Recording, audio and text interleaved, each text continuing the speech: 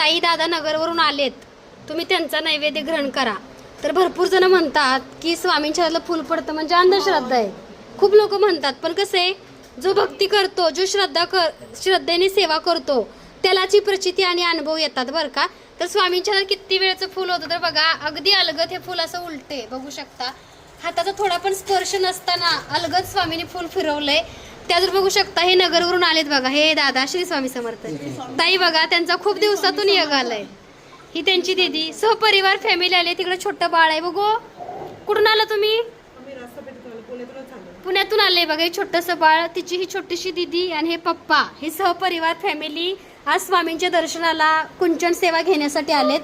तर कसं असतं माहितीये का, मनापासून श्रद्धा आणि भक्ती केली तरच तुम्हाला अनुभव आणि प्रचिती येते. तर स्वामीने बघा अगदी अलगद धरलंय फुल. हे बघा, कुठेही स्पर्श नाहीये त्यांच्या हाताचा.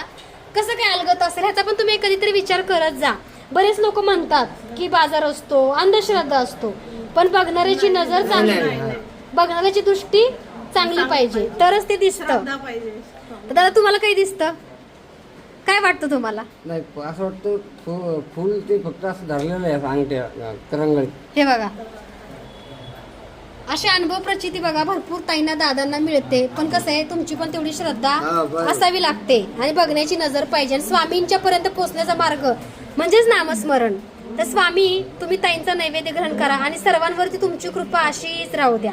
श्री स्वामी समर्थ.